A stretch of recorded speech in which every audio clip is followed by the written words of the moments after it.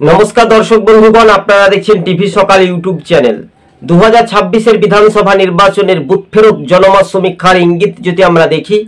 তাহলে পূর্ব মেদিনীপুর জেলা জুড়ে বিজেপি কয়টি আসন জিততে পারে অর্থাৎ শুভেন্দু অধিকারীর গড় বা নিজ খাসতালুক পরিচিত মুখ এবং সেখানে 16টি বিধানসভা আসন আমরা যদি ঘুরিয়ে যদি একটু উল্টিয়ে যদি প্রশ্নটা করি আপনাদেরকে তাহলে 294টি বাংলাতে আসন ম্যাজিক ফিগার বা মেজরিটি বলাই যেতে পারে 148 তার আগে কিন্তু শুভেন্দু অধিকারীর জেলাতেই 16তে একটা বাজিমাত হতে পারে অর্থাৎ 14টি আসন কম করে জয়লাভ করতে পারে বিজেপি আবার এটাও হতে পারে 16তে 16টি আসন জিততে পারে তাই না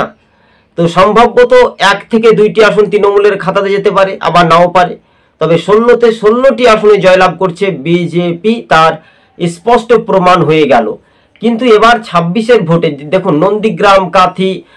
হলদিয়া বিভিন্ন সময়ের কথা তিনি তুলে ধরেন কেননা তাদের জেলা শাসন ছিল তিনি যখন তৃণমূল ছিলেন তাও তৃণমূলের শাসন ছিল এবং বিরোধীরা দুই একটি আসন পেত তো স্বাভাবিকভাবে এবার কিন্তু তৃণমূল ওই জেলা থেকে শূন্য হতে পারে যা ইঙ্গিত যে একটা সার্ভে রিপোর্ট জনমত সমীক্ষার ইঙ্গিতে দেখা যাচ্ছে তবে 2026 এর ভোটের আগেই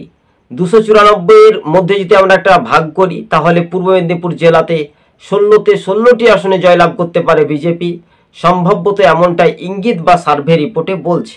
নমস্কার দর্শক বন্ধুগণ আপনাদের সঙ্গে রয়েছে আমি মুরসেলিম আপনারা দেখছেন টিভি সকাল ইউটিউব চ্যানেল যা রাজ্য রাজনীতিতে কেননা হিন্দু মেজরিটি ফ্যাক্টরে এগিয়ে থাকবে রাজ্য রাজনীতিতে বিজেপি তৃণমূল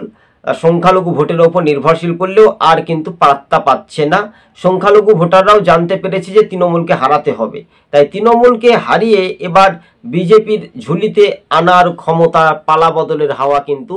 জাগছে দর্শক বন্ধুগণ